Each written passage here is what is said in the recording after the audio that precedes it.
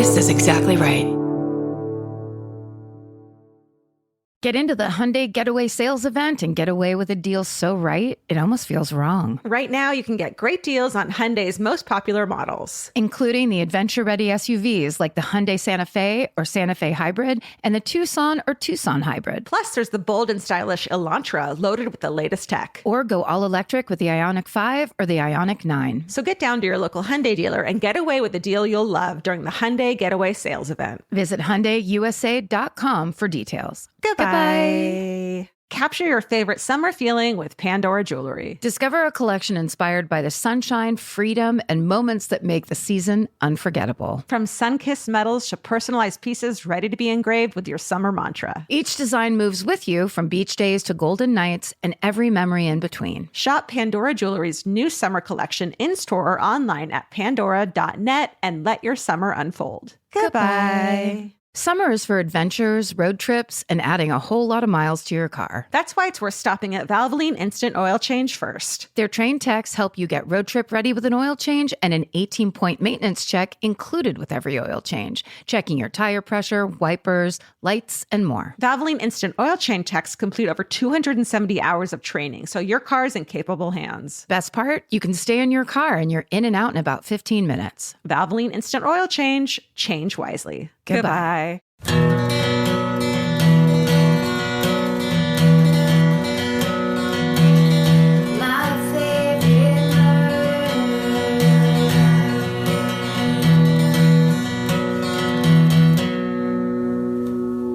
Hello. And welcome to My Favorite Murder. That's Georgia Hardstark. Hi, that's Karen Kilgariff. Bye. And that's that. How's it going? Good. How are you? Good. It was a rainy Los Angeles day. Ugh. I love it so much, the rain. The rare rain in Los Angeles. Okay, I have to ask you, did you watch this fucking documentary on Netflix that just came out? American Nightmare. I have not. I've only seen people talking about it and freaking out about it. It is so troubling. And it's from right by your hometown, I think, right? It's Vallejo, right? Yeah. Yeah. It's so upsetting and troubling and incredible and unbelievable. And I cried at the end, which I don't ever do. Yeah. I totally cried at the end. But yeah, you have to watch it and then we talk about it. It's a real life Gone Girl type of story. I have definitely heard of that story. Mm-hmm. And when the actual investigation started, where they were like, how did this happen that this wasn't handled? It's infuriating. And it's just the example of this is why women overwhelmingly have a hard time reporting their sexual assault, because we're not believed. It's, you're going to scream and pull your fucking hair out. Yeah. Also, because it's so surreal. The things that are being described when it's actually, you can tell that the genre is turning on itself, because when you hear in the trailer, you're like, oh, it's this guy, he's guilty. Or you're doing the thing where you're trying to pick what's going to happen and kind of settle it in the trailer. And they're just like, no, get ready. I mean, it's only 2 parts of the show. I mean, oh my God, it was awful. Yeah. And this woman is so resilient, Denise, who the story's about.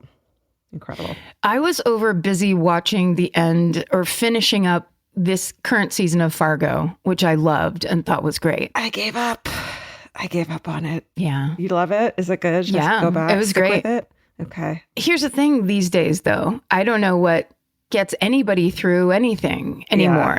Yeah. How many screens can we hold up in front of our faces to act like everything at the store doesn't cost $10 and what that means to people who don't have $10? What the fuck? It's to me, I'm watching everything kind of clasping my hands together.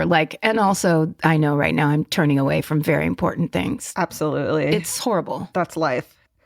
It's just the constant need to turn away and an inability to. Well, and this kind of it rising where it's year by year since 2016, it's just been more to turn away from. Where now it's like, can true crime do it anymore? I don't know. Right. I don't know where my escape level needs to be at. Yeah. Speaking of, did you see that the Los Angeles Innocence Project has accepted Scott Peterson as a client? No.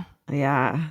They said there's new evidence that might change the outcome of his conviction. Huh. I know. Well, you have to consider that people that work at a place like that know what they're talking about. Right. The Innocence Project has to be nothing but respectable, right? So, like, there's got to be something that we don't know. Yes. On this show, there's always a lot we don't know. Jesus Christ. On this show, that's the given. Who, us? Whom?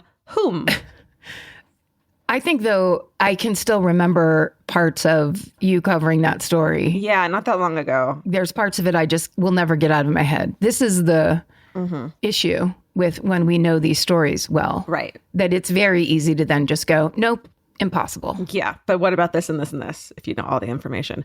I guess they're focusing on the fact that there was a break-in across the street from the Peterson household the day Lacey went missing. Wow. That's somehow involved in it. There's not a lot of info out there. Well, and if it's the idea of everything must be investigated, and if somebody gets railroaded, which we know in this day and age is very possible, and the Innocence Project is simply saying we must at least look into it, then I agree. Totally. What fun thing has happened to you this week? I think this is... Yeah, this is... This is... You want a fun thing? Do you have a fun thing? I can think of one if you tell me one first. Well, that's the whole key to thinking of one, is someone else is telling you one. Let's see. I got a chemical peel on my face. Yes, here we go. That's exciting, right? Like, did it hurt? Was your face numb? No, it's just kind of tight and itchy and it's starting to peel, which is fucking wild. It's like a hardcore one because I have melasma, which is the hyperpigmentation that's really hard to treat. So I'm fucking so excited about this. I love the recovery process and peeling and looking a little bit unhinged. Sure. And that is an excuse to be like, oh, I'm so sorry. I couldn't possibly. I did go yesterday to a football thing, like a friend's house for football, but it was like people that are so low key that I was like, I'm just going to tell them what happened and they're not going to care. It wasn't like a big party, but I definitely like saw myself in the mirror a couple times and was like, oh my God, I'm just talking to this person about like my dog and I look like I'm from a horror movie. That's almost like a next level social anxiety practice where you're like, hey, maybe I don't have this at all if I can convince myself to do this. But also that's like quality of friendship. But right. And maybe these are my people that I was like, there is not a single fucking person there that I was like, this person's going to judge me. So that's nice. Dream football game. Yeah. Just a dream. Tori, our host, made twice baked potatoes with fucking buffalo chicken on top of them. Ooh. So that was a win. That is like a perfect football game snack or dinner, however you had it. That sounds amazing. Right? We got a lot of messages about people needing to tell us about the baked potato trucks in their community. They did, yeah. And I thought that it's really beautiful that that's out there for people. Like, hell yes, leave your house, get a baked potato, get a twice baked potato, throw some buffalo chicken on there, make it your own. And it makes me so happy that this is the kind of podcast where people are, it's true crime comedy, but really quickly, let me tell you where you can get a baked potato next time you're in Detroit. Let's focus on the fundamentals. FUN. What about you? What's your plus? I was going to say I went to get my hair done. It's cute, Bob. Thank you. Right when the Zoom started, I was like, oh, I should have at least brushed this. It's cute. It's kicky. It's very kicky. Thank you. It also, this was the hair I had all through the 90s. It's very 90s. Yeah. Now, Vince must be thrilled. Oh, yeah. Vince and your dad are texting every week about football. Next week, your dad's team and Vince's team are playing each other. Oh, shit.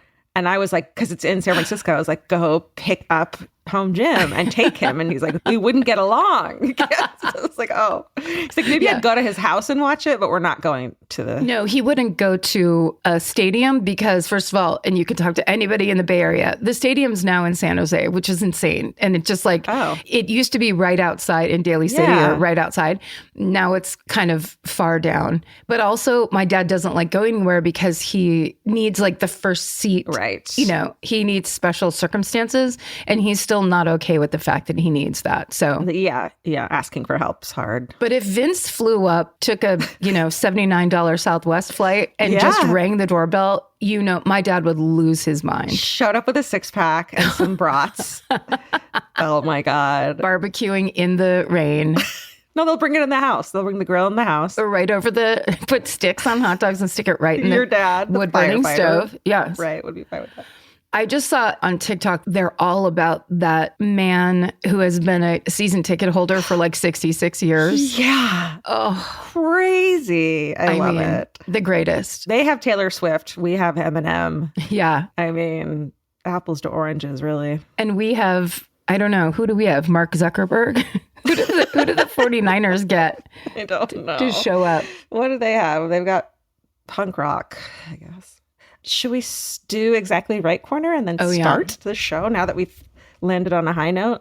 Oh, real quick, before we get into the Exactly Right Corner, we want to let you guys know about one of our favorite true crime podcasts in the world going on tour. That's right. Everybody's favorite true crime podcast, Criminal, hosted by the legendary Phoebe Judge, is celebrating its 10th anniversary with a new live show. So it features 7 brand new stories, never before seen photos and videos, and a behind the scenes look at how Criminal is made. So Phoebe and co-creator Lauren Spohr are coming to 13 cities, including Los Angeles on February 7th and New York on February 14th. Some people call it Valentine's Day. Oh, how romantic. So visit thisiscriminal.com/live for tickets.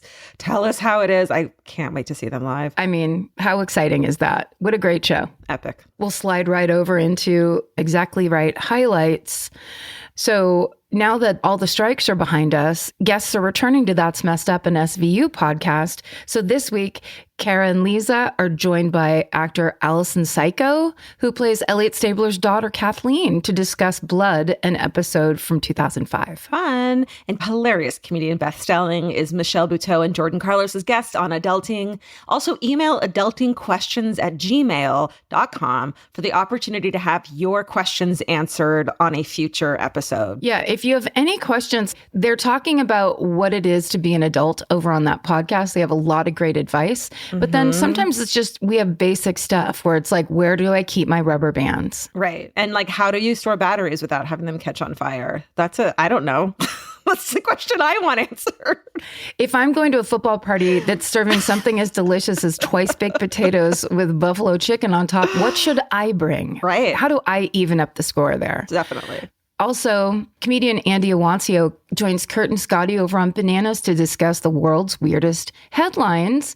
And go to the website scottysgettinpettin.dog to track Scotty's mission to pet 100 dogs in 2024. That's a person who is digging it out and making it happen in 2024 with the good vibes. Like, that is a great example of resolutions, right? I'm going to pet 100 dogs in 2024. Yeah. Yeah.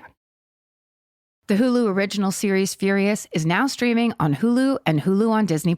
From Liz Merriweather, the Emmy-nominated executive producer of Dying for Sex and The Dropout, comes a gripping psychological thriller. Starring Emmy Rossum, Furious follows Alice Black, a rookie FBI agent on the hunt for Catherine, a mysterious and calculating female serial killer. It's Alice's first case on the job, and she's already bitten off more than she can chew. While Alice believes justice is achieved through law enforcement, Catherine has lost all faith in the legal system. She's taken it upon herself to terrorize the rich and powerful men of New York in her pursuit of vengeance. As Alice and Catherine's twisted game of cat and mouse unfolds, the lines between good and evil and right and wrong begin to blur. With shocking crimes, tangled relationships, and secrets that change everything, Alice discovers there's a thin line between hunter and prey. Watch the Hulu original series, Furious. Now streaming on Hulu and Hulu on Disney Plus for bundle subscribers. Terms apply. Goodbye. In the summer, healthy habits are easy to keep. until you leave the house. You walk out the door, and the next thing you know, you're barefoot and feral in a gas station candy aisle. That's why Kachava makes it easy to maintain your routines. Kachava is an all-in-one nutrition shake, and now it comes in new travel packs. Every packet gives you a simple shake with protein, fiber, vitamins and minerals, greens, probiotics, omegas, electrolytes, and more. They're easy to toss into a bag, easy to take on the road, and a simple way to stick with your normal wellness habits, even when your schedule changes. Man, that Kachava matcha in the individual packs is like my dream snack. It's exactly what I need and want in between the not great meals I'm eating for lunch and the snacks I would have had anyways that are terrible for me. Like, this is something I feel like I'm treating myself when I take. You're treating yourself to vitamins, fiber, all these things that your body really wants and needs and kind of craves that it does seem like it takes a big effort to get. So now you're getting it all in one packet and in a little drink you like. Take your daily ritual with you. Go to Kachava.com and use code MFM for 15% off your first order. That's Kachava, KACHAVA.com, code MFM. Goodbye. Capture your favorite summer feeling with Pandora Jewelry. Discover a collection inspired by the sunshine, freedom, and unforgettable moments that make the season so special. Whether you're planning a weekend getaway, gathering with friends, or simply soaking up every sunny day, Pandora Jewelry offers meaningful pieces designed to celebrate your unique story. From sun-kissed metals that catch the light beautifully to personalized pieces ready to be engraved with your summer mantra, every detail is crafted to help you express yourself with confidence and style. Explore charms, bracelets, rings, necklaces, and more, thoughtfully designed to complement every adventure and occasion. Each design moves with you, from beach days and road trips to rooftop dinners, golden nights, and every memory in between. Layer your favorite looks, mark life's meaningful moments, and create lasting reminders of a season you'll never want to forget. Find the pieces that reflect who you are and where this summer takes you. Shop Pandora Jewelry's new summer collection in-store or online at pandora.net and let your summer unfold. Goodbye. All right, you're first this week, yeah? Is that right? I think so, yeah. Okay. This was one of those stories where I remember talking about it a while ago, and then, we're so well produced these days. We're so far ahead of the game, and also so well produced that my researcher, Marin, just had a baby. I know. Just had a baby. And I still have my research and not a trick has been missed. So, Marin. You know what's crazy? Mine too. Oh, that's right. Allie had a baby. Allie had her baby first. Yes. And Jay, Elias, proud papa, they all had babies. And things are still smooth as a fucking unbelievable. Cucumber. At this company, we had 4 different people have babies in the last 3 months. It's crazy. So Marin McGlashan, my researcher, and first-time mother. Aww. Congratulations on your baby. I'm so excited for you. So anyway, this is one of those stories that I knew and know, and I'm like, how do I know this? And then as I was reading through it, some of the research is from the great TV show, A Crime to Remember. Oh, that was such a good show. It's such a good show. So that's how I recognized it. Maybe you will too. So we start in 1955 on the Gold Coast of Long Island, which is an extremely moneyed area. Oh. I'm going to start using that term, where New York City's blue blood elite keep palatial second homes and throw parties for their just as obscenely rich friends and frenemies. Some of the families who own Gold Coast estates have familiar names like the Vanderbilts, the Astors, the Morgans, the Woolworths. I didn't realize the Woolworths were fancy. Oh, yeah. Fancy that people. Makes sense. Yeah. Department store money. That's right. All that good popcorn money. But back in the early 20th century, the last name Woodward held the same kind of renown. The Woodward family made their fortune in banking, and they sat at the tip top of New York high society. And on the night of October 30th, 1955, 35-year-old Billy Woodward and his 40-year-old wife, Anne, actually were attending a dinner party being thrown in the honor of their good friends, the Duke and Duchess of Windsor. So that's how high society these people are. Yeah. But the Woodward sterling reputation will be forever marred by a dramatic turn of events at their own Long Island estate that same night. A shotgun blast, the police on estate grounds, and a body lying lifeless in a bedroom doorway.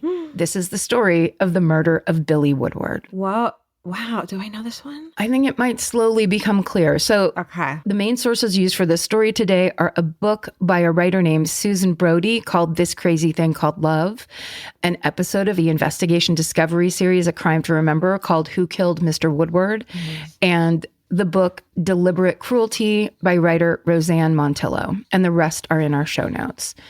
So we're going to start off with Anne Woodward's life. She's born in 1915, and her name when she's born is Angeline Crowell. She lives on a farm outside Pittsburgh, Kansas. Did you know there was a Pittsburgh, Kansas? No, I did not. I did not either. Back in Pittsburgh, everybody knows her as Angie. After her parents' divorce, Angie's raised by her mom, Ethel, who does anything she can to make ends meet. She starts as a school teacher, then she operates a taxi company out of the back of a local movie theater, and she reportedly also runs a speakeasy out of her own small house during Prohibition. Nice. Author Susan Brody points out that, quote, at the age of 15, Angie worked as a cocktail waitress out of her own home. Wow. Yeah. That's one of my favorite Midwestern things is going through neighborhoods and then there's a house that's also a bar. Is that a thing? Uh-huh. I know it was back then, but that's a thing still? Well, someone showed me a picture of one in Scranton, Pennsylvania. Also, they have them in Wisconsin. Oh my gosh, you guys, please comment and tell us about the local literal neighborhood bar house in bar. Your area. House bar. Is it still a thing? Like, what's the story? Who runs it? I want to know everything. Is it truly like a grandma coming out of a kitchen and going and walking behind a small bar in her living room? Because that's what it was explained to me as. I just think of all the like light up beer signs everywhere and like, right? Oh, yeah. I bet it's so charming. Okay, I need to know more about this. Yes. I love it. Okay. So this family doesn't have much, but Angie has big dreams. She idolizes Joan Crawford because Joan Crawford also spent part of her childhood in Kansas. But Angie actually, the pictures I've seen of her, she looks more like Lauren Bacall. She's really a gorgeous woman. And of course, she dreams of making it big as a starlet in Hollywood. And after graduating high school, she gets a sales job at a Kansas City department store where a male executive invites her to model for the store's print ads. And when she does that, he sends those photos to a friend who runs a modeling agency in New York. So basically, this is the sign Angie's been looking for. It's like, I knew it. Now somebody else has confirmed it. Here we go. Yeah. So against her mother's wishes and without any promise of any work or anything, Angie moves to New York City. Damn. Yeah, she goes for it. She changes her name to Anne Eden because she thinks it sounds more refined. And she starts to book some modeling jobs. And then she gets cast in some radio shows and she gets like big roles in radio shows. Wow. And then she starts working as a chorus girl in a high-end Manhattan club. And there she finds herself rubbing elbows with the rich, the powerful, and the culturally relevant men of New York City. She's even rumored to have had a brief affair with Joan Crawford's ex-husband, actor Franchot Tone. Wow. So she's really going after it exactly the way she pictured it in her head. Yeah. Just that kind of sad thing of like, this is what I want. Therefore, I'm going to take your sloppy seconds and make something of it. Oh, men. Oh, the youth. But then Anne makes a much more fateful connection with an older, very rich married man named William Woodward Sr. William Woodward Sr. first spots Anne while she's working her chorus girl gig. The two of them begin to have an affair until William, who is petrified that there'll be a scandal, that it'll get found out, he decides to end things. But he wants to keep Anne close. So he decides that Anne would be good for his 22-year-old son, Billy. No. Because Billy's very inexperienced with women. He's 22, but reportedly a virgin. And William Sr. is afraid that that might mean that Billy is a homosexual. So he realizes Anne could teach Billy a thing or two about the ways of seduction. And as author Roseanne Montillo puts it, quote, turn him around. That is so twisted and it's gross. Gross. There's so many levels. Yeah, exactly. The onion of grossness. Where do we start unpacking just layers of grossness. The past was such a different time. Truly. Here's the real kicker at the end of this page there. Anne agrees to this arrangement. So Anne's like, sounds good. She got something out of it, I bet. I'm sure. And also, he's a really old man. So it's not like she was in it for love in the first place. She was like, yeah, I'm here to play the game. Let's do this thing. So before long, Anne spots Billy at the club that she works at.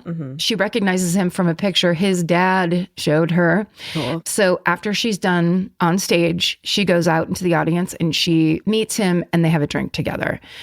Billy is clearly and immediately attracted to Anne. She's 5 years older than he is. She has tons of confidence. More importantly, she's completely different than any woman Billy has ever known or the women that he grew up around. Unlike the stuffy debutantes that he has known his whole life, Anne is sensual and funny and flirtatious and outgoing and all the things you're not supposed to be in high society. Billy doesn't seem to know about Anne and his father's past. And then the two soon develop a real connection, and eventually, and probably forbiddenly, they fall in love. Now, that's not Daddy's original plan. So it's definitely not what Billy's parents have planned for him. He's their only male heir, right? Yeah. They're the upperest of crusts. Those are the people that have essentially arranged marriages. Yeah. It's obvious William Sr.'s conflict of interest, creepily obvious, but Billy's mother, Elsie, she's disapproving of the relationship simply because she's an elitist and a snob, and she's like, no way. To Elsie Woodward, Anne is the kind of woman high society men have a fling with, but do not marry. Yeah, little does she know. Right? She's surrounded in this situation. Someone with Anne's background is simply not up to Elsie's standards, which are sky high. In a 1955 article in Life magazine talks about Elsie Woodward's status in high society, saying, quote, she has long reigned as one of the city's most distinguished hostesses and still reigns as perhaps its most distinguished dowager. So she is a kind of a legend, and clearly they're not going to be like, and whoever you love, son. Right. Bring her on home. Yeah. Writer William Norwich says on A Crime to Remember, because, you know, on that show, they do individual interviews with people. Yeah. He says on this topic, quote, when Elsie saw Anne Eden come into her court, there was only one reaction that was possible. NOCD. That was everyone's favorite expression in those days. End quote. And what he's talking about, NOCD, stands for not our caliber, darling, or not our class, dear. Ouch. It's your worst fear. Rich people are gossiping about you. in fucking, is that an anagram? No. In initials. Yeah. Ew. It's slang. You're not even worth the whole sentence. No. It's very upstairs, downstairs. How about GTFY? GFY. Gold Coast forever, bitches. I can't spell. Here's the thing, though. It's not just Elsie. It's everybody. No one is having Anne in this group of people. Many of New York's upper crust are horrified that a bottle blonde Midwestern girl is trying to infiltrate their ranks. And I mean, that's really how it's seen, of course. You watch The Gilded Age, right? We've talked about The Gilded Age. It's like that thing. I don't think we have, but I was thinking the exact same thing. Yeah. Where it's like even the super rich, if you have new money, then you're not in. Right. Like it's that crazy and old, and it has a lot of rules, I guess. Uptight, yeah. I like talking about it as if I know anything about it, where I'm like, I'm absolutely from the people that come in the servant's entrance and give everybody fucking proud of it. Typhoid. Yes, for real. Give everybody typhoid. I'm the typhoid class. And among the naysayers, this is kind of fascinating, is Truman Capote. No. Yeah. Truman. Author Deborah Davis says that around the time Anne and Billy start dating, Capote, quote, was writing Breakfast at Tiffany's. He was invited to everyone's parties. When he saw Anne Woodward, he really saw her as, in his words, a phony. Ouch. He despised that about people, end quote. Which is, I think, it's a good lesson to learn as you go through life when there's people who have a real problem with other people like that. It's like, well, what would that be saying about Truman Capote? It's like, oh yes, if we all remember To Kill a Mockingbird, like Truman Capote is poor. He was raised by his grandparents. He's from, you know what I mean? He's not a blue blood. He's not the New York elite. Right. He's an interloper. So he's seeing another interloper going, it's her. Everybody focus on her. Right. Totally. He can't be him. Anyway, despite the open and hostile judgment of the relationship, Anne and Billy do get married. And at first they actually seem very happy. And then, of course, as we know, the cracks begin to show. And partly it's because Anne is trying to transcend social classes. So she is forced to pretty much change everything about herself. Her appearance, the clothes she wears, her demeanor, of course, those Hollywood aspirations like are way gone. And she has to pretend to like decor and furniture and things that she's probably never cared about or known about. Yeah. And as stifling as this transformation sounds, it's something Anne genuinely wants to be doing. It's a fair trade-off to her. Wow. She comes from so little. She understands and craves the security and the comfort and, of course, the luxury that comes with extreme wealth.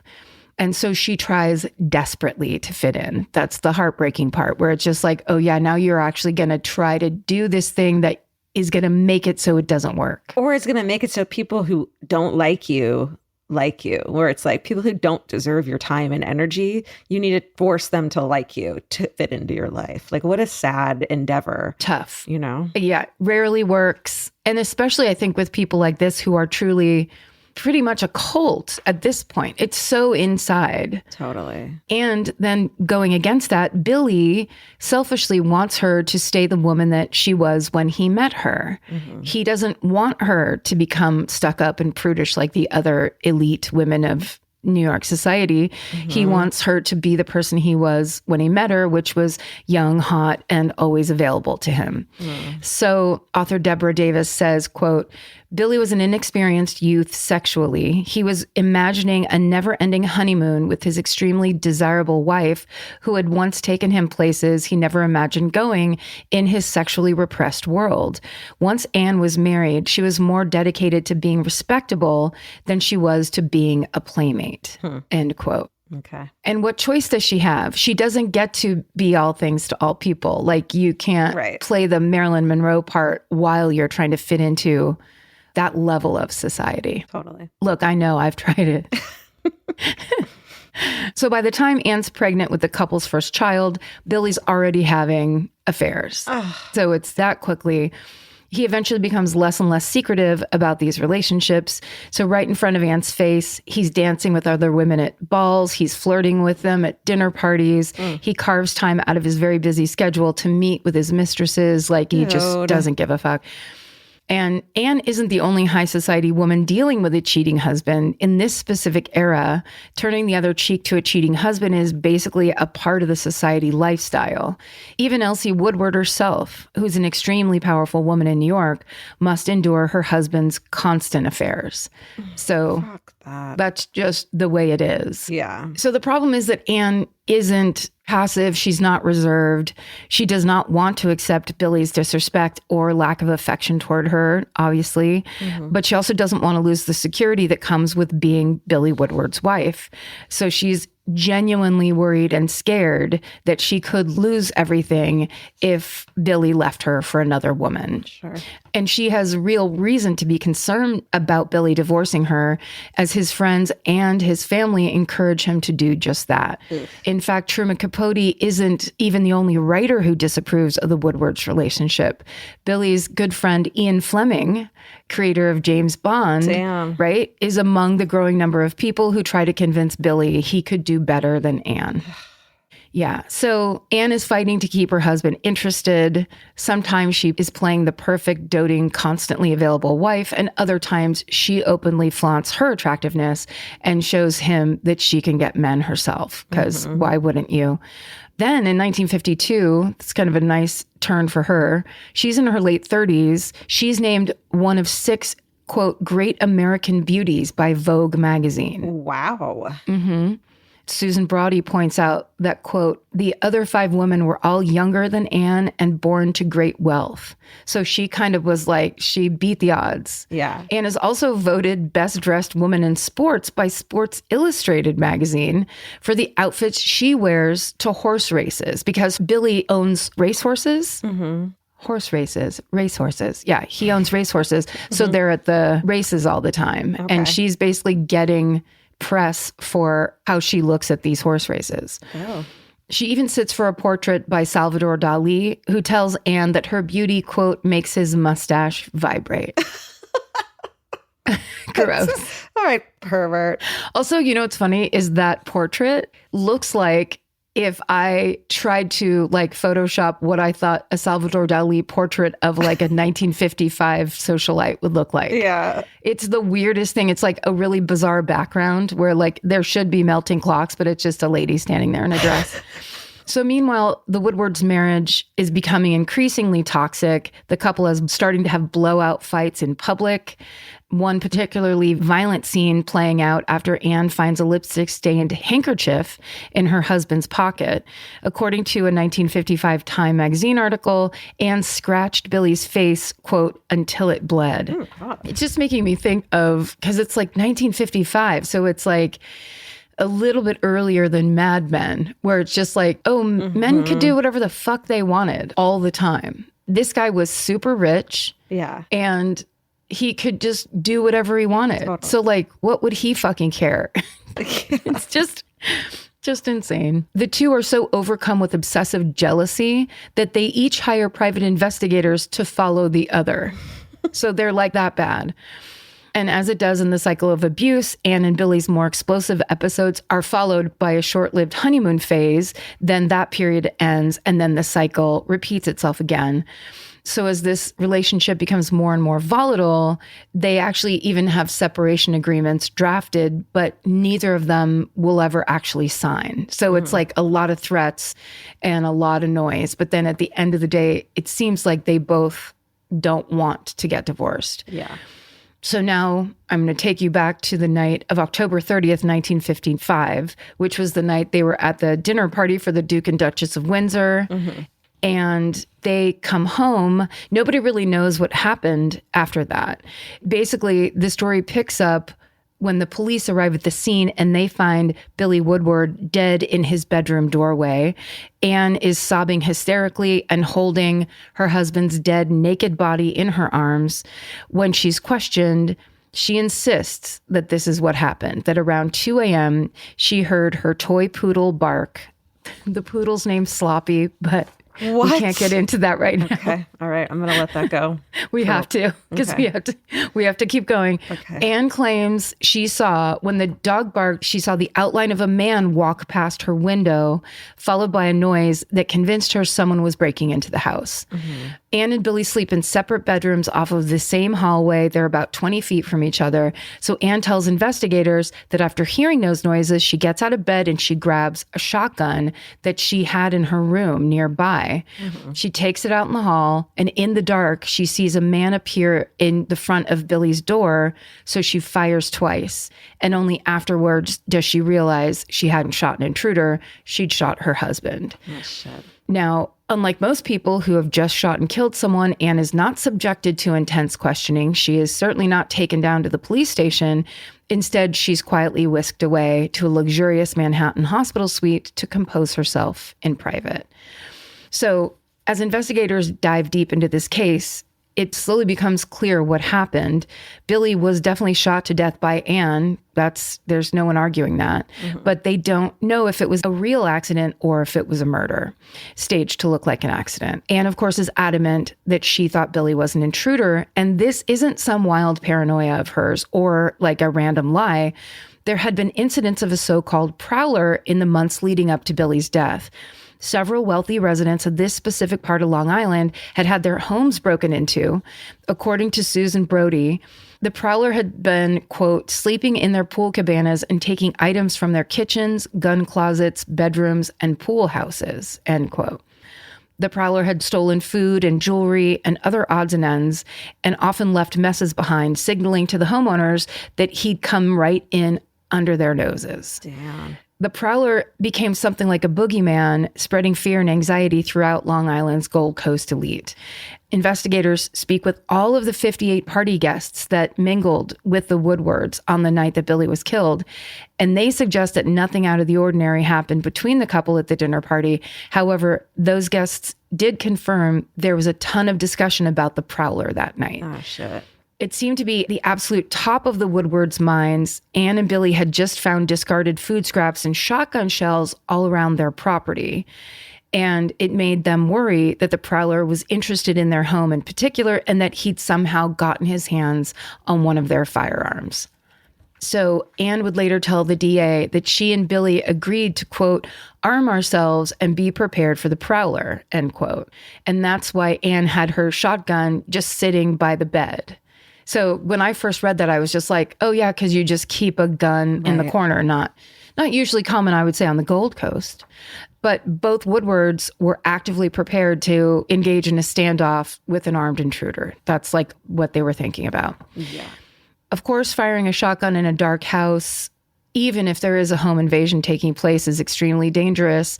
The room for error is huge, and the Woodwards' young children were also in the house. Oof. So it seems totally insane.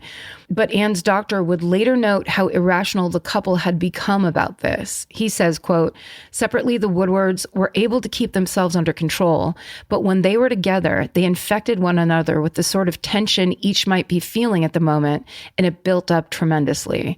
It was like that with everything. And that obviously was what happened in the case of the prowler. Between them, they built up their fear and determination to catch the prowler into an obsession. And when Mrs. Woodward was startled by the noise, grabbing the shotgun and shooting was a conditioned reflex, end quote. I can see that. I know. Now that people are actually like talking it through. Yeah. So given his social prominence, the death of Billy Woodward is a very big deal. But for nearly a month afterward, the Woodward family, headed by the now widowed Elsie, is completely silent on it because Elsie does not want there to be uncontrolled media attention, rumors, or society page gossip about her son's death. And Elsie's efforts to control the situation are sometimes drastic. She actually tells Anne that her two young sons will be shipped off to a European boarding school because, according to Deborah Davis, quote, Elsie did not want her grandchildren to have a mother who murdered their father. That would have been the ultimate scandal, end quote. Which is true. Can't argue it. Right. Anne herself does not appear in public or give any statements about the shooting. It's unclear if this is by choice or if she's encouraged to do so by her mother-in-law. Either way, Anne doesn't attend Billy's funeral. Instead, Time magazine reports that she sends a floral arrangement to the service, and it includes a ribbon that says, quote, from Dunk to Monk, which were their nicknames for each other. Interesting. But as much as the Woodwards would like to control the narrative around Billy's death, the story inevitably breaks when Anne is called to testify before a Nassau County grand jury, and all the details about the night of her husband's death are dragged out in the open. At the hearing, Anne is described by the New York Times as looking, quote, haggard and in anguish, end quote. And she tells the same story that she first told investigators. She thought someone had broken into her house. She confused her husband with what she believed was the prowler, and she pulled the trigger. Despite all the violent and volatile history in the Woodwards' relationship, the grand jury ultimately clears Anne of any wrongdoing. Yeah, you kind of have to, right? I guess, yeah. I mean, if there's no evidence, and they were talking about it obsessively that night. It's like the very people who would judge her and be probably the cruelest or the coldest to her are the ones going, no, this really was a thing. Yeah. This was an issue. And she could have used it as an excuse and killed him, but there's no way to prove that. So. There's no way to prove it. My only thing that's still a dangling, sorry to say a dangling Chad. Why would I say a dangling Chad this far? Because of the dog's name. The dog name just fucking cast a shadow over this story. I want to talk about Sloppy for 20 minutes. And I was like, that's right when I'm explaining what the fuck is happening. Yeah. I can't do it. I can't. Yeah. You had a time. There was a time earlier, but it's passed. If somebody's looking for a pet name, they want to name their dog or cat Sloppy. Yeah. Why not? Such a good name. Is it? Well. But here's my dangling Chad, as I was saying. 2 shots, not one. Didn't pull the trigger and then go, holy shit. Did it twice. Now, who knows? But she thought it was him until she turned the lights on. She thought it was him, but that you would have to be so sure. I don't know. And she thought he had one of their guns, too. She thought he was armed. True. If it's real, I'm just playing devil's advocate. Yeah. And also, like, she's probably so freaked out. When's the last time she's held a gun? I will say my thing would be that if I were really scared someone were prowling, if there was a thing going on, I would insist on sleeping in the same bed as my spouse that night. Yeah. That's my only thing, is I wouldn't want to be alone. Right. That's a little bit of suspicion to me. Maybe he fucking snored to high heaven and she's like, well, I can either sleep afraid or not sleep. Right. And like they're fighting that bad that there's this thing happening that they're all keyed up about, and yet they're not solving it, which is kind of like a good metaphor for their relationship where it's like, what are you guys doing? Just solve it. What's happening here? Yeah. Also, just one of those kinds of things that's like reversal of fortune even, where who will ever know? Like it's just a true mystery. You can't know. That's where deathbed confessions come in. Well, actually, that's where this comes in, which is really compelling. So Billy's death is chalked up to a tragic accident, and Anne is ultimately vindicated when the prowler is finally caught. He's a German immigrant named Paul Wirths. He lives on the streets, and he is finally arrested for all these break-ins all around Long Island. He will eventually admit that he was, in fact, at Billy and Anne's house on the night of October 30th. Holy shit. So he really was a prowlin'. Yep. He was the prowler, and he was a prowlin' at their house. He says that he climbed a tree onto their second floor terrace before entering the house through an open window. He admits that he made a loud noise as he stumbled into the house, and then he heard a gunshot. So because he heard a gunshot, he got scared. He climbed back out onto the roof. He jumped off the terrace and he ran away. Oh, so she's totally telling the truth then. Yes. Well, wow.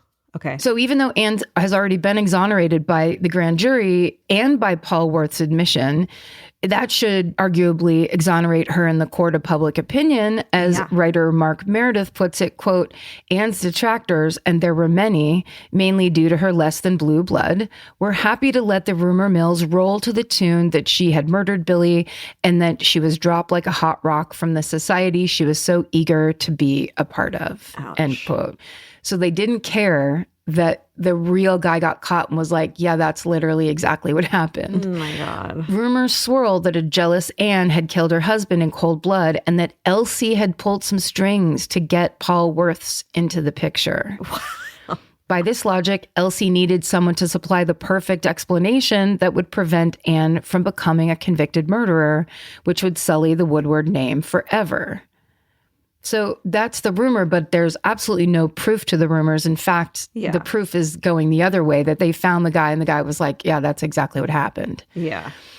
But what happened in the Woodward house on October 30th, it was almost certainly an awful accident, but it doesn't stop people from piling on Anne, and nobody more notoriously than Truman Capote. Ugh. It is unclear why there's so much bad blood between Anne and Truman Capote. Roseanne Motillo theorizes that it has something to do with how similar they are. That's what I said before, but this is Roseanne Motillo's theory. Yeah. She writes, quote, both had overcome hardscrabble, unsteady, fraught childhoods. Both had cajoled, clawed, and charmed their way into the elite circles that they sought to enter. Both were vulnerable and mean. Wow. End quote. Whatever the case may be, they didn't get along. Capote would eventually claim that he had once approached Anne in a restaurant, notably long after he'd already decided that she was a phony, and claims that Anne called him a gay slur. Could have very well happened, although that's nothing Anne ever admits to. So in return, Capote starts referring to Anne by a nickname that actually ends up catching on, Mrs. Bang Bang. Oh. Rough. So then in the mid-1970s, Capote's working on a novel that includes an incredibly unforgiving chapter on Anne Woodward that's thinly disguised as fiction. And this is something Truman Capote was known for, and he would like make friends and then like turn on people and then to write incredibly shitty stuff about them, and everyone would know that's who he was writing about. Like he did it to a bunch of people. Deborah Davis, who puts it very bluntly, says that Capote, quote, depicted Anne the way he saw her, as a gold-digging whore, end quote. Damn. Yeah, God forbid, as a woman, you try to do the things that men are doing.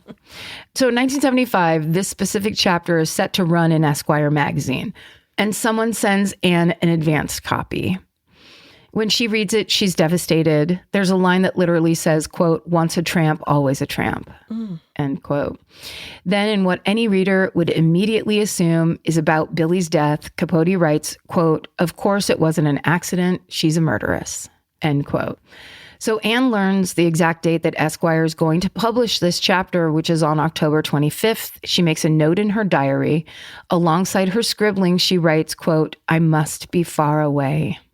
And on the morning of October 9th, 1975, 57-year-old Ann Woodward is found unresponsive in the bedroom of her Fifth Avenue apartment after having taken a cyanide pill. Holy shit. Mm-hmm. It's reported that just a week later, Truman Capote calls up one of Ann's friends, not to express condolences or regret.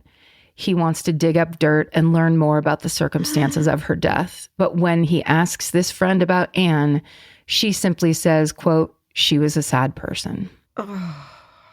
Elsie, who is 93 years old at this time, wow. So Elsie's still around, shows the same level of compassion that Truman Capote showed. After Ann's death, she will say, quote, "Well, that's that. She shot my son and Truman just murdered her.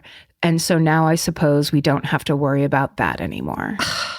Your grandchildren are going to read what you said about their mother. Yeah. And they're not going to be very fucking stoked about that. It's so shitty. It's so awful, but it also feels to me like that's a coping mechanism of a woman who has absolutely no idea how to deal with or process grief or tragedy or her own feelings or place in that. Or doesn't understand empathy for people who aren't exactly like her in some way. Or has never felt empathy from other people while her husband cheats on her with the same girl that he sets up their son with. Jeez, I wonder when they found out about that.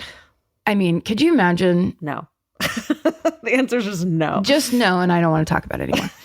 Summarizing Ann's rise and fall, Deborah Davis says, quote, "Ann wanted to be famous, to be rich, to be in high society. She got all of that. Her prayers were answered, and it was her absolute undoing. She was destroyed by that."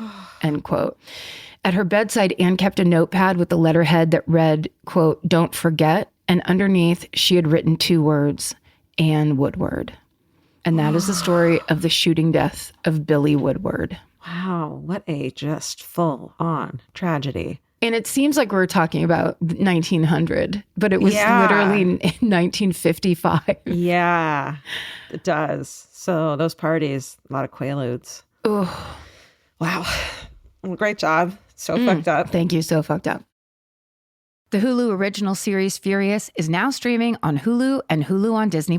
From Liz Merriweather, the Emmy-nominated executive producer of Dying for Sex and The Dropout, comes a gripping psychological thriller. Starring Emmy Rossum, Furious follows Alice Black, a rookie FBI agent on the hunt for Catherine, a mysterious and calculating female serial killer. It's Alice's first case on the job, and she's already bitten off more than she can chew. While Alice believes justice is achieved through law enforcement, Catherine has lost all faith in the legal system. She's taken it upon herself to terrorize the rich and powerful men of New York in her pursuit of vengeance. As Alice and Catherine's twisted game of cat and mouse unfolds, the lines between good and evil and right and wrong begin to blur. With shocking crimes, tangled relationships, and secrets that change everything, Alice discovers there's a thin line between hunter and prey. Watch the Hulu original series, Furious. Now streaming on Hulu and Hulu on Disney Plus for bundle subscribers. Terms apply. Goodbye. Capture your favorite summer feeling with Pandora Jewelry. Discover a collection inspired by the sunshine, freedom, and unforgettable moments that make the season so special. Whether you're planning a weekend getaway, gathering with friends, or simply soaking up every sunny day,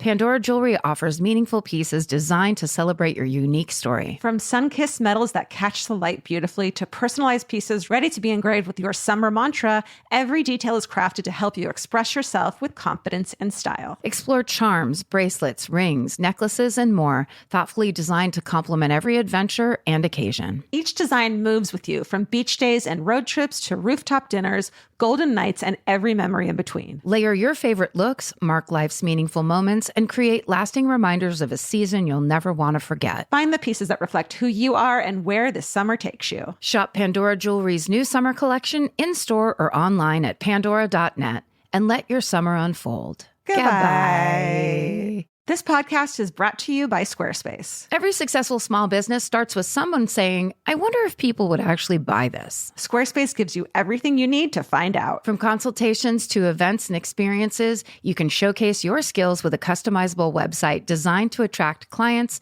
and grow your business. With Squarespace's collection of cutting-edge design tools, anyone can build a beautiful, professional online presence that perfectly fits their brand or business. Get paid on time with professional invoices and online payments. Plus, Streamline your workflow with built-in appointment scheduling and email marketing tools. Head to squarespace.com/murder for a free trial. And when you're ready to launch, use offer code MURDER to save 10% off your first purchase of a website or domain. Goodbye. I'm going to tell you a story. I could introduce it in one of two ways. On one hand, it's a naval wartime tragedy that took place just 34 days before the end of World War II. Okay, fine. However, the other way I could explain it is that I'm about to tell you the story of the deadliest shark attack in U.S. history. Oh, I think I know what this is. It sure is. This is the story of the sinking of the USS Indianapolis and the U.S. Navy's botched response. Oh, you're grabbing your cheeks and shaking your head. If you know the movie Jaws, yeah, the speech from Jaws, this is what it's about. Oh my God. It is. Good one. Thank you. I'll tell you, the story comes from the speech given by Quint. In Jaws, his character tells a harrowing tale about an enemy's missile leaving him and hundreds of others shipwrecked, stranded at sea, and clinging for dear life in a days-long shark-feeding frenzy. Oh. And that's why he hates sharks so much. Yeah. And that's understandable. That's giving your character motivation and subtext. There you go. Look at you. A writer's class from Karen. Look. The main sources used in today's story include an article from the Washington Post titled, "How Did a World War II Japanese Sub-Commander Help Exonerate a U.S. Navy Captain?" by Daryl Austin, and an ebook available on the Naval History and Heritage Command website, written by Richard Hulver and edited by Peter C. Lubke. And the other sources can be found in our show notes. Black eyes, like a doll's eyes. You should read it and do it right now. Perform it. As a monologue? Yeah, everyone go watch Jaws after this. Mm-hmm. So here's some background. It's all, naval stuff. Background stuff. Yeah. Launched on November 7th, 1931 and commissioned on November 15th, 1932. The USS Indianapolis is one of just two U.S. naval Portland-class heavy cruisers, which are large warships designed to travel long distances at high speed. After the Japanese, of course, attack Pearl Harbor on December 7th, 1941, the USS Indianapolis joins the war effort. She contributes to multiple campaigns over the course of the next 4 years, including protecting U.S. aircraft carriers near New Guinea in March 1942, sinking an enemy ship belonging to Japan in January 1943, and serving as the flagship for Admiral Spruance during the Battle of Okinawa in 1945. But the USS Indianapolis' most consequential contribution to World War II would come on July 26, 1945, so towards the end of the war, in the form of a top secret mission, the overseas delivery of the core components of Little Boy, which is the atomic bomb headed for Hiroshima. Let's start with the days leading up to this delivery. After sustaining a kamikaze hit near Okinawa on March 31st, 1945, the USS Indianapolis lands at the Navy Yard on Mare Island in Vallejo, California. What are the fucking chances? Mm-hmm. That's crazy. It is weird. Didn't the Golden State Killer hit there too? In Vallejo? The Zodiac definitely did. Right. That's what I'm thinking of. Yeah. So the ship's captain, Captain Charles B. McVeigh III, and his crew of 1,195 sailors remain in the Bay Area through mid-July 1945, getting the ship repaired. So a Pennsylvania native from a Navy legacy family, McVeigh graduated from the United States Naval Academy in Annapolis, Maryland in 1920. He worked in Washington, D.C., serving as the chairman of the Joint Intelligence Committee of the Combined Chiefs of Staff, which is the highest military intelligence unit making all wartime policy decisions during World War II, before taking command of the Indianapolis in November 1944. So high up, high ranking, smart dude, knows what he's talking about. Mm-hmm. He got a Silver Star working for the Indianapolis. It's the third highest military award for bravery. So, this guy's not fucking around. On July 12th, 1945, while in the Bay Area waiting for the Indianapolis to be fixed, Captain McVeigh gets word that the Indianapolis is to be used for this top secret mission once it's fully repaired. The mission is so secret that not even Captain McVeigh knows what it is. They don't even tell the captain of the ship. All he knows is that he's going to be given some materials that are to be delivered to Tinian, one of the northern Mariana Islands just north of Guam. So at 12 noon on July 15th, 1945, the USS Indianapolis receives these materials at Hunter Point, and the ship sets sail the next day on July 16th, 1945, completely unaware that the cargo on board is the makings of an atomic bomb. Wow. It feels like you just got to give someone a heads up, right? It makes sense that they wouldn't. I guess it's like if it's all in separate pieces that can't be combined to, who knows? Explode. That makes sense. So they reach their destination on the morning of Thursday, July 26th, and successfully deliver the cargo. They make a short trip south to Guam, arriving the next day, and they refuel and stock up on ammunition and other supplies.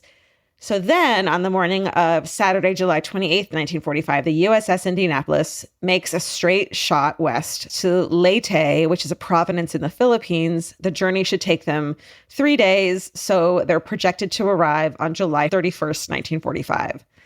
So everything's gone smoothly up until this point, but it turns out, as the vessel makes its trek to Leyte, a looming threat lurks below the waters. Watching them, a Japanese submarine, I-58.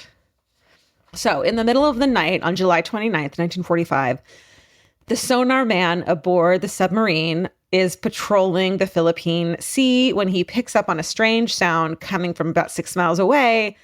He hears the rattling of dishes and realizes it's from a ship galley. So in the submarine, they realize there's a ship because of the rattling of dishes. How creepy is that? That's not good.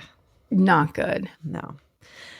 So he flags the sound for the submarine's commander, which is Commander Mokutsura Hashimoto.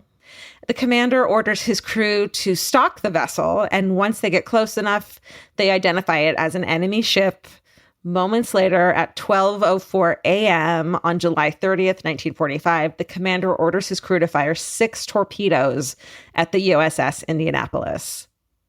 Just 2 of the torpedoes hit their mark, but it's more than enough to do serious damage. On board the Indianapolis, 20-year-old U.S. Navy Corporal Edgar Harrell had just gone to bed when he felt the blow of the missiles. The strikes landed in the middle of the vessel near the ship's fuel tank, causing an explosion that kills all the power. He's unable to see much in the darkness, but he can hear the water seeping in and feel it rising beneath his feet. As Corporal Harrell later recalls, quote, "The first 100 yards of the ship was under. We knew the ship was doomed. We knew that our ship was going to leave us, and it's going to take us with it unless we get off." So, like, immediate evacuation. Captain McVeigh, meanwhile, is trying to assess the damage, but the ship's rapidly sinking and the damaged communication systems are also not working.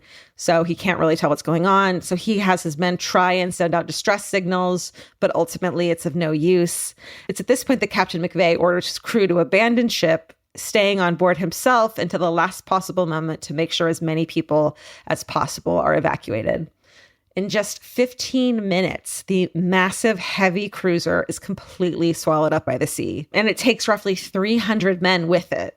So that leaves the remaining 895 sailors adrift in the water.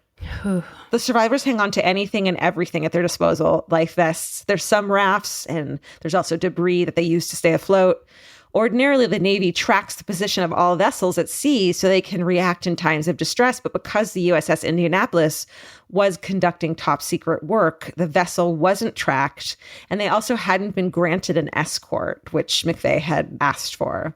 Because they didn't want to like draw attention to the fact like this is an important vessel by giving them an escort. So basically, this means that no one's coming to their rescue. So the 895 stranded sailors drift apart in 2 large groups. The first group, which includes Captain McVeigh, is situated northeast of the wreck, just outside the grasp of a strong current. And they luckily have rafts to save them from having to tread water and being submerged, but they're still left with very little food and clean water. The second group is carried southwest by the current, about 7 to 10 miles away from Captain McVeigh's group, and they're protected by nothing but their life vests. So they're not even on rafts or anything like that, which is like, God, the cold ass water, like open sea. Oh my God, leave me alone. So these life vests, unfortunately, are only meant to stay inflated for up to 64 hours. That's like, they're not supposed to be fucking carting you around. They're not long-term. Yeah, No. it's emergency only. Yeah. So with no one on the way to save them, it's just a matter of time before the vests give way. Some of the sailors don't even make it past the first day, either succumbing to injuries they sustained in the wreck or losing their minds to the brutal conditions of bombing at sea. But you don't think about that being like a mind fuck too, right? Yeah. Some men pass away and slip out of their vests into the water below. Like they take them off on purpose. They're like, I'm not doing this anymore. Yeah. Other survivors claim those vests to keep themselves afloat too. Like they're just looking for anything to keep them alive. Yes, of course. When night falls that first day, July 30th, a small group of 3 or 4 men swim away in search of food, water, or help. And they return by morning saying the Indianapolis didn't actually go down and that they spent the night aboard the ship drinking fresh milk, tomato juice, and water. And so, stunned and full of hope, another group swim off in search of the ship. Like, oh my God, we're saved. But it turns out the first men had just experienced an awful hallucination. No, like a group hallucination? Yeah. Like that's how bad. It would only been a day. That's how your mind, with thirst alone is like, maddening. Yeah, that's wild. So those men who swim off in search of the actually sunken ship, they die of starvation and exhaustion. They're never seen again. Yeah. With every passing moment, the air pressure in the vest decreases. If a sailor in a vest isn't actively swimming to help keep himself afloat, he could doze off, his head falling forward and putting himself at risk for drowning.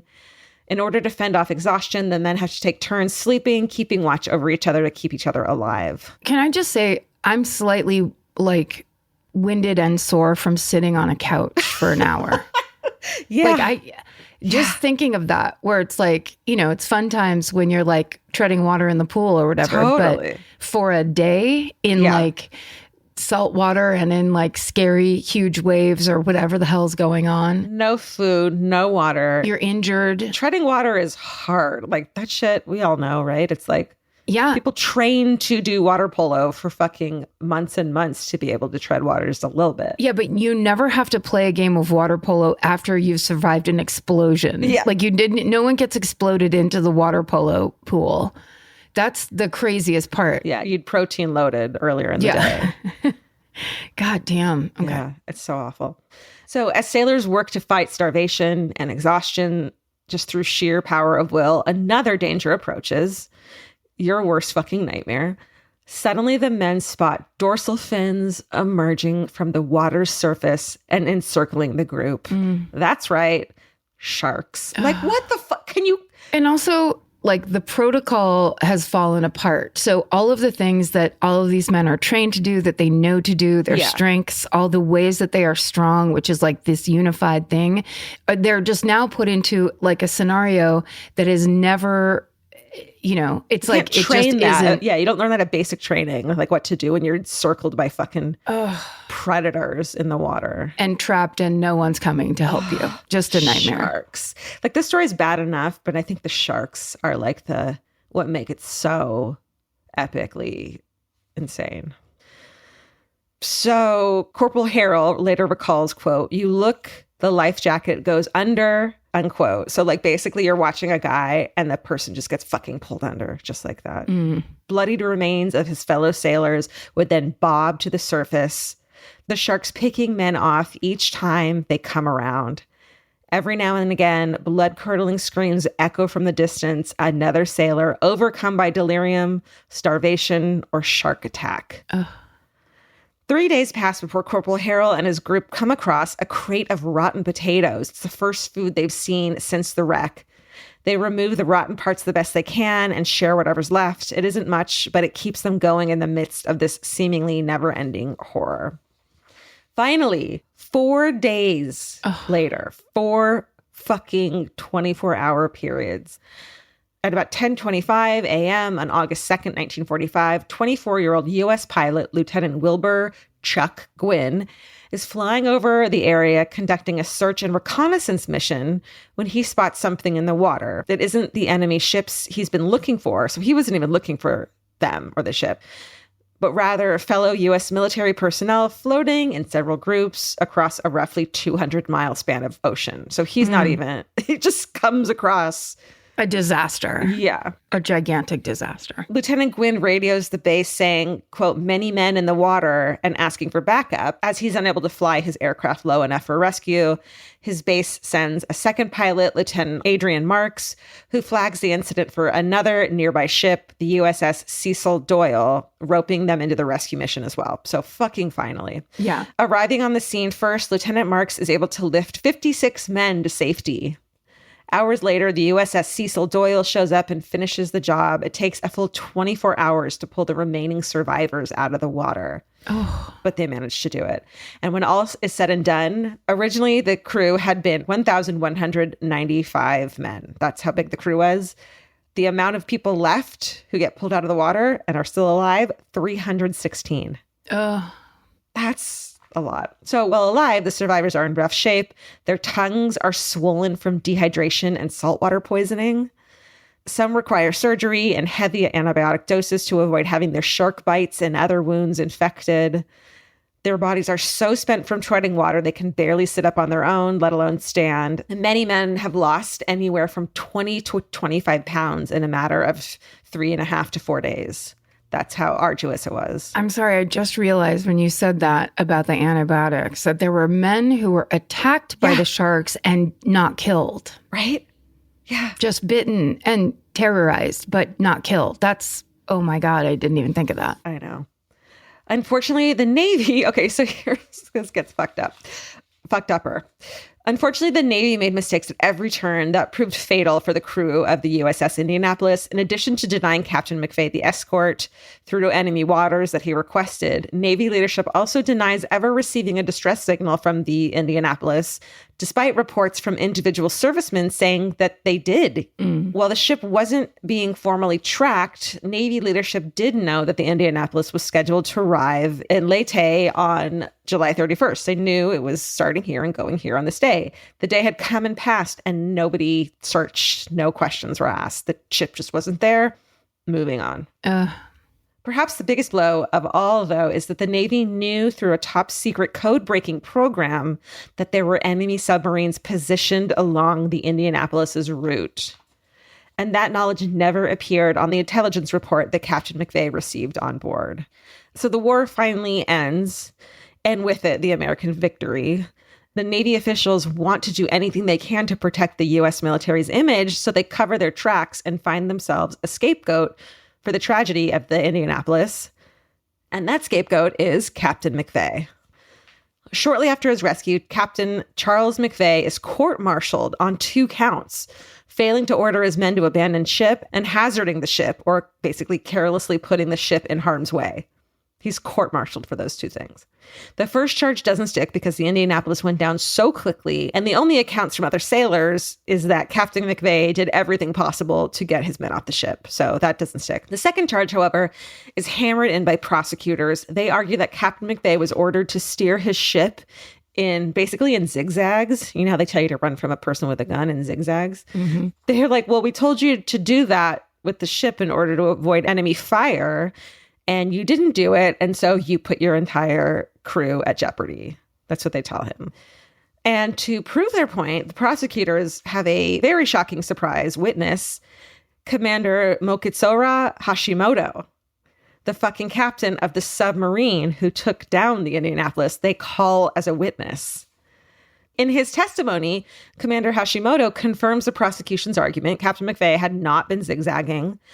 But in another surprising twist, Commander Hashimoto undercuts the prosecution's entire argument by stating that the zigzagging actually wouldn't have made a fucking difference to him at all. Yeah.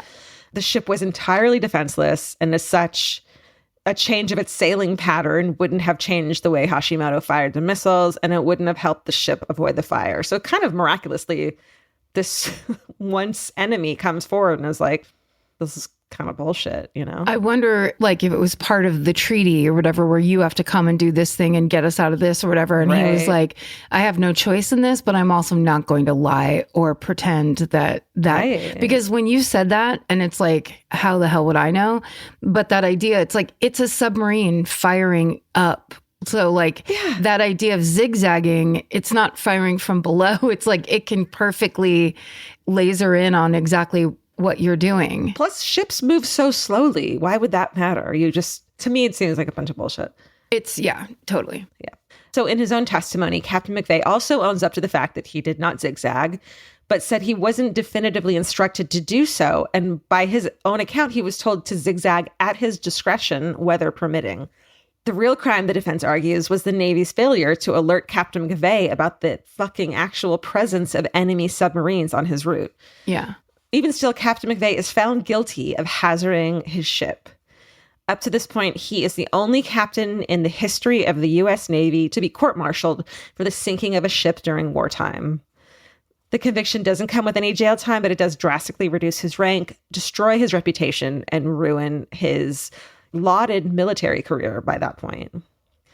In 1949, Captain McVeigh retires from military service without his reputation making a recovery. The surviving members of his crew find it completely unfair that McVeigh has been forced to shoulder the blame for the sinking of the Indianapolis. Many laud him as a hero for doing what he could to save the crew, but many others take his conviction at face value and hold him responsible for the loss of their loved ones. For years, letters pour into McVeigh's mailbox from family members of the fallen crew members, shaming him for failing to protect their sons. One letter in particular reads, "Merry Christmas. Our family's holiday would be a lot merrier if you hadn't killed my son." So, not great. In 1960, a surviving crew member named Giles McCoy approaches McVeigh about petitioning the Navy to reverse his conviction. McVeigh doubts it'll work. He wants him to drop it. But 4 years later, in 1964, he changes his mind and he gives McCoy his blessing to pursue an overturn.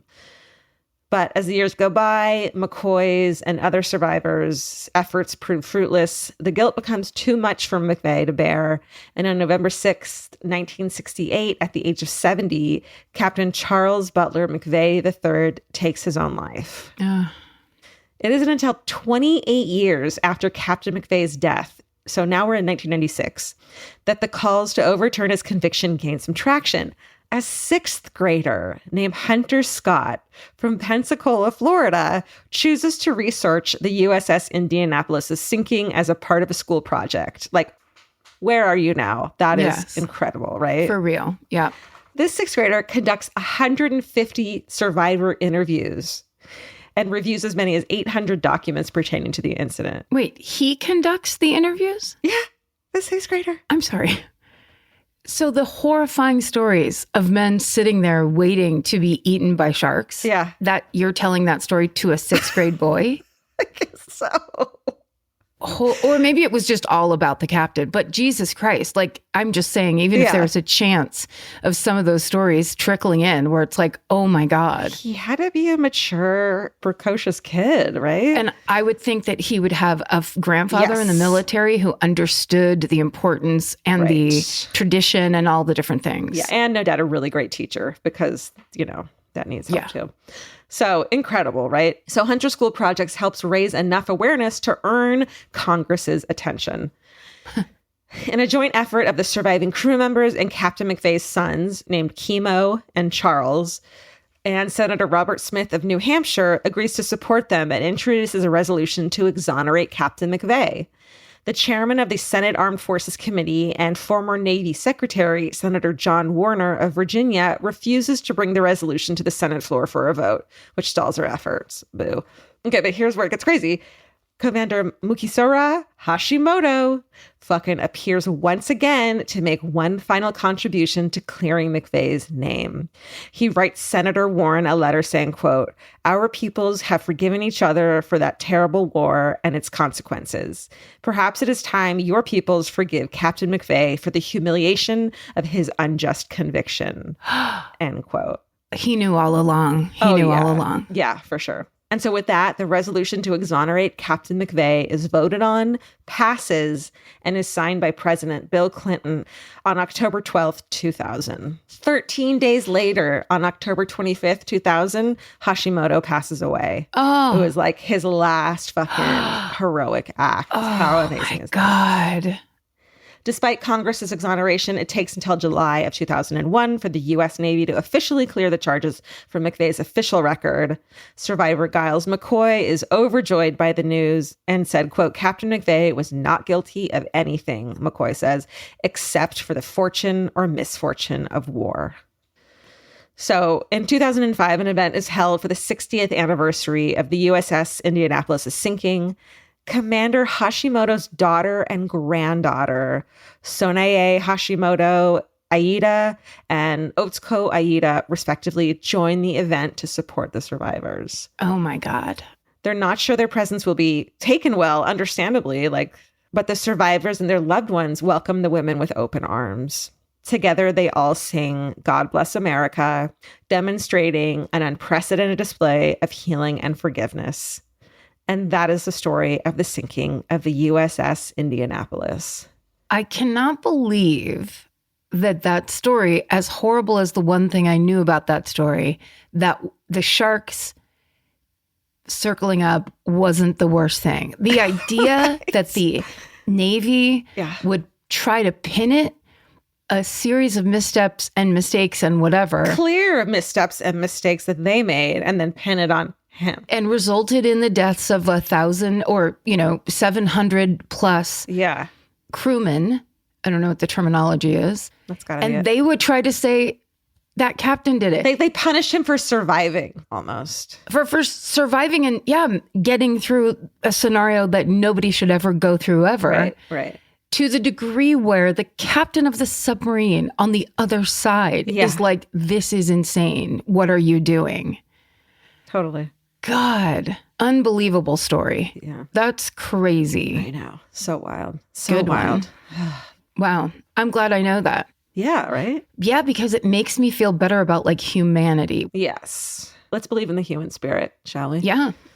Let's do that for 2024. Why not? I'd love that. Yeah. Thanks for listening, you guys. Hey, guys. We believe in you and your human spirit. That's right. And just let's really focus on football.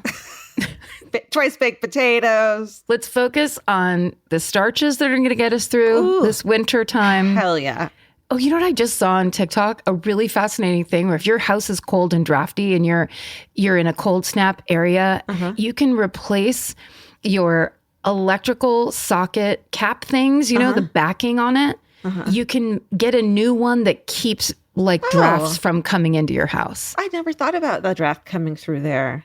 Yeah, because we live in California. But right. When it's a fucking -7 outside, you want all of that shit blocked up. And you can get ones that block it for you. Anyway, if anybody needs that piece of information. Yeah, I love it. Stay warm, stay aware. Be careful for the ice wherever there's those videos. What about the videos? Those videos of people eating into the ice. Oh, the horror. The humiliation. It's so humiliating. And there's people that are just like, well, I guess I'll go crawl on the sidewalk to try to go get something to eat or drink down the street because this is the situation. But I saw a guy who was trying to walk on icy steps. And one of the tricks they say is, at least this is one TikTok video. Don't bet the house on this. You put tube socks on the outside of your shoes. Oh, that's smart. Yeah. Speaking of tube socks, if you have a bat by the side of your bed for when bad things happen, put a tube sock on that. Because when you swing it at someone and they try to grab the bat from you, they grab the tube sock instead. This episode brought to you by tube socks. Tube socks. They'll keep you alive. They'll save your life. Stay sexy. Don't get murdered. Good night. Elvis, do you want a cookie?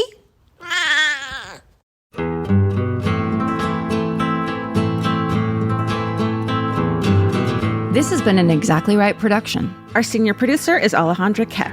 Our managing producer is Hannah Kyle Creighton. Our editor is Aristotle Acevedo. This episode was mixed by Liana Squillace. Our researchers are Maren McClashin and Allie Elkin. Email your hometowns to myfavoritemurder@gmail.com. Follow the show on Instagram and Facebook at myfavoritemurder and Twitter at myfavemurder. Goodbye. Calling all amateur detectives and podcast obsessives. Virgin Voyage's second true crime voyage sets sail March 20th, 2027 for a 5-night escape to Grand Turk and the Beach Club at Bimini. As part of the On Air at Sea collection, this immersive sailing brings together fan-favorite podcasts, including Disgraceland, Buried Bones, and Wisecrack, for live recordings, behind-the-scenes access, exclusive meet and greets, and crime-themed programming that you won't find anywhere else. All aboard our award-winning, kid-free ships. Head over to virginvoyages.com/truecrime to secure your spot. Goodbye. In the summer, healthy habits are easy to keep. Until you leave the house. You walk out the door, and the next thing you know, you're barefoot and feral in a gas station candy aisle. That's why Kachava makes it easy to maintain your routines. Kachava is an all-in-one nutrition shake, and now it comes in new travel packs. Every packet gives you a simple shake with protein, fiber, vitamins and minerals, greens, probiotics, omegas, electrolytes, and more. They're easy to toss into a bag, easy to take on the road, and a simple way to stick with your normal wellness habits, even when your schedule changes. Man, that Kachava matcha in the individual packs is like my dream snack. It's exactly what I need and want in between the not great meals I'm eating for lunch and the snacks I would have had anyways that are terrible for me. This is something I feel like I'm treating myself when I take. You're treating yourself to vitamins, fiber, all these things that your body really wants and needs and kind of craves that it does seem like it takes a big effort to get. So now you're getting it all in one packet and in a little drink you like. Take your daily ritual with you. Go to Kachava.com and use code MFM for 15% off your first order. That's Kachava, KACHAVA.com, code MFM. Goodbye. Whether it's help with hormone therapy, weight management, or sexual health, every woman should have access to affordable prescription medication and personalized care that understands the whole woman. Join me, Dr. Doug Lucas, clinical lead of hormone optimization and longevity at LifeMD, along with other leading experts on the podcast Here's Something Good on Women's Health and Longevity. To learn more, go to lifemd.com/iHeart.